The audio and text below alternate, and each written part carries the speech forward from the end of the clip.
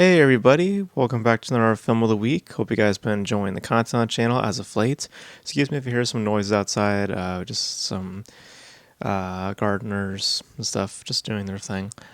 But back to another Film of the Week, and this is kind of a specific kind of review because I want to do something in contrast to an upcoming review that I will be doing with my brother.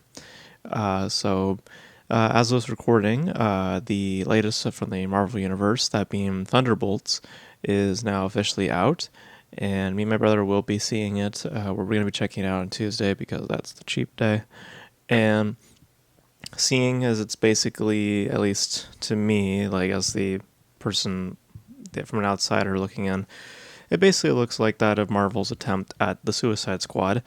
I figured just to provide a contrast of sorts to that upcoming review, that I would indeed discuss that original team from DC.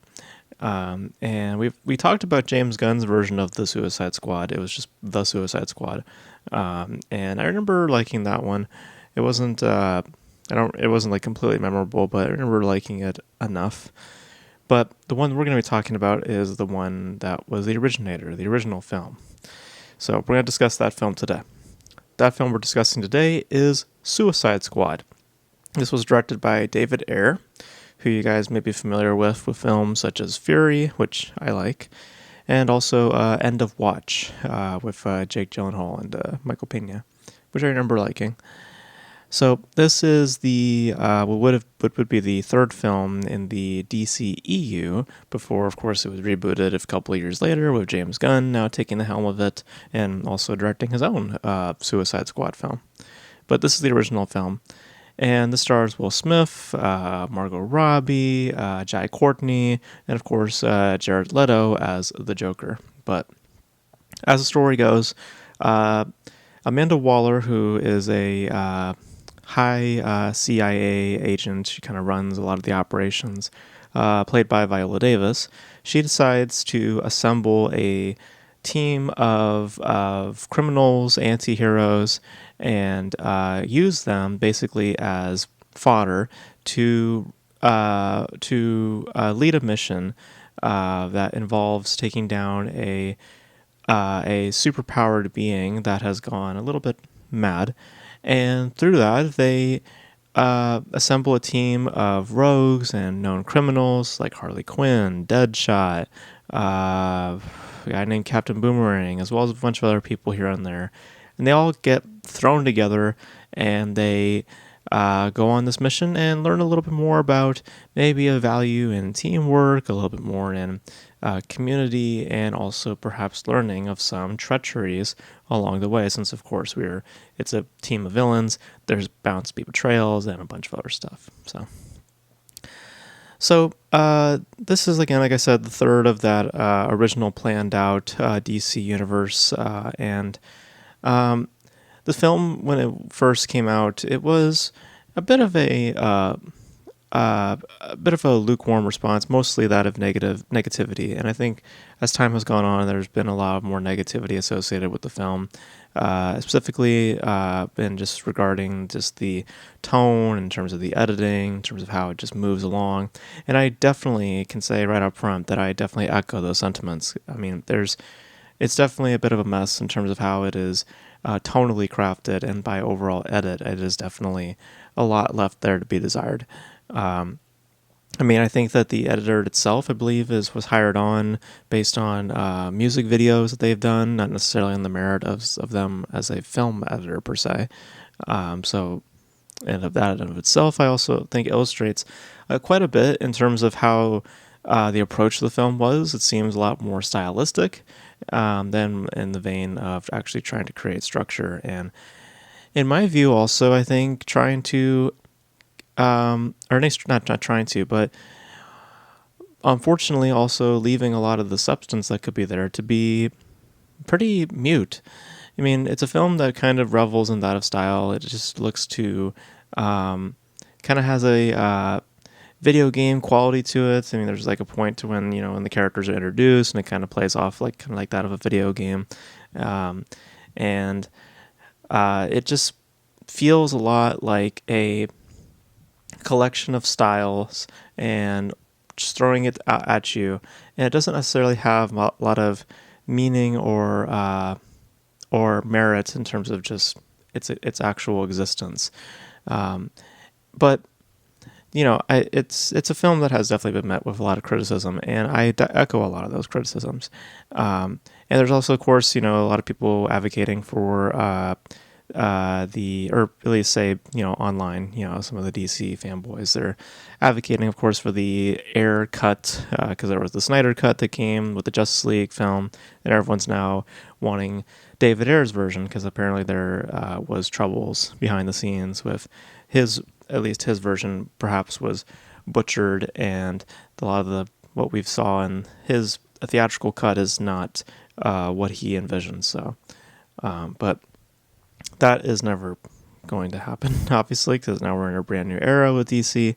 But in terms of what we do have, as I've illustrated, there are fundamental problems with the film in terms of how it is structured, in terms of its edits, in terms of how it lays out a foundation.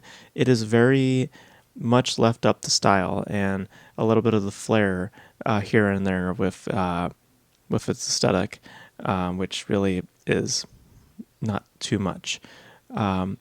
Because it's very fascinating or very interesting seeing this quick contrast between that of James Gunn's version and this, because with David Ayer's version, it's kind of trying to dip into the Snyder type of mentality in terms of its darker aesthetics, in terms of its like kind of gray, ish tints, and also trying to flare it up with a little bit of humor as well, kind of illustrate like that of a little bit of Guardians of the Galaxy, and it doesn't really feel all that genuine, when it's all said and done.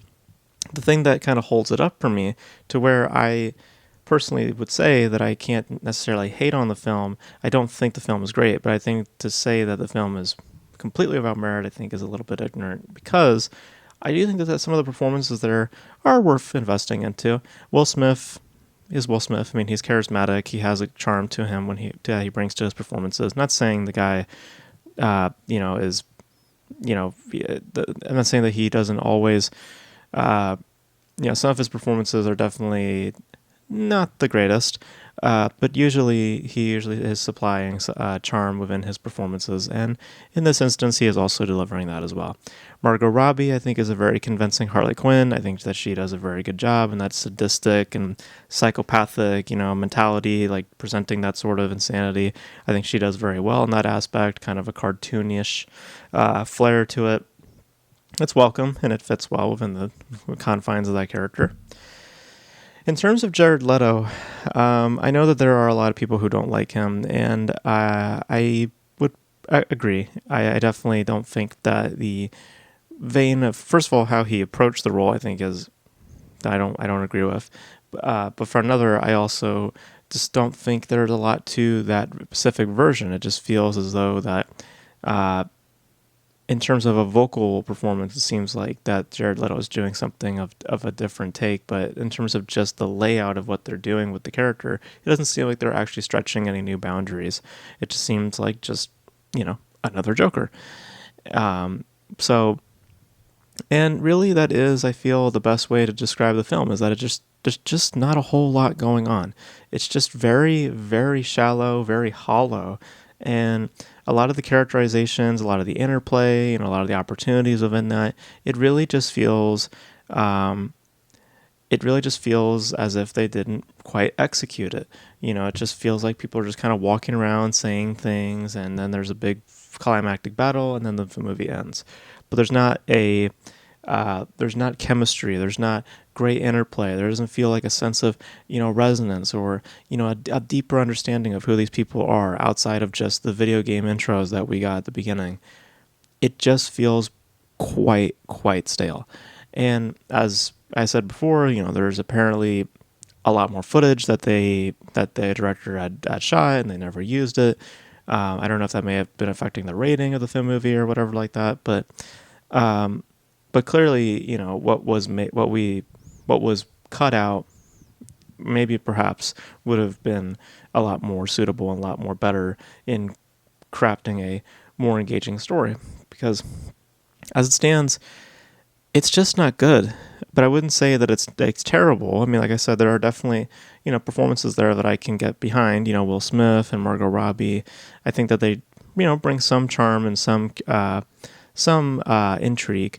But in terms of just the characterizations, in terms of just the people there, just who am I looking at, who am I engaging with, I just don't get a whole lot there. And by aesthetic also, there's not a whole lot there either. It's just kind of dour and kind of, has this Snyder type of flair, which to me doesn't really appeal.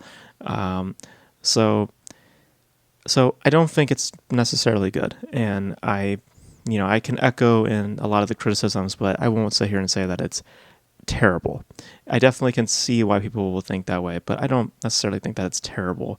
But I definitely agree in the sentiment that it is far from good, or far from great. It's fundamentally flawed. And perhaps the director's cut perhaps has more merit to it, or it's just more of what we have in front of us. But we'll never know. As it stands, I just don't think there's a whole lot here, and I just think that there is just a lot more emptiness than fulfillment in the viewing of the specific iteration of the Suicide Squad. So those are my thoughts on Suicide Squad. I wasn't a big fan of it. I didn't necessarily hate it when I first saw it. I thought it was okay, but I was more focused on the style as I stepped back and I kind of examined just characters and just motivations and developments and how the film just overall just plays. It's not well made. But I wouldn't necessarily say it's terrible. I think that there are some decent performances here and there that I think are worthwhile. But it's got a lot of issues. And if there's a cut out there, if it ever sees light of day, maybe it'd be interesting to check it out. But as it stands, I just don't think that it's particularly well made. So I think James Gunn's version is a lot better compared to this. But those are my thoughts on Suicide Squad. You guys let me know your thoughts on Suicide Squad if you guys have seen it. Your thoughts on James Gunn's version if you guys have seen that as well. And if you guys have seen Thunderbolts, keep it spoiler free. I'm going to be seeing it on Tuesday, but just curious. Between the two films, because it feels like this is Marvel's take on Suicide Squad. Which one do you think holds up? Do you guys think that the Air and James Gunn Suicide Squad movies do you think they're better than Thunderbolts, or do you think Thunderbolts is even better than those movies? Let me know, and I'll tell you my thoughts on Wednesday once I get to seeing the movie on Tuesday. But let me know all your thoughts in the comment section below. And that's going to be it for this video, guys. Thank you guys for tuning in. And until then, I'll catch you guys in the next video. Bye.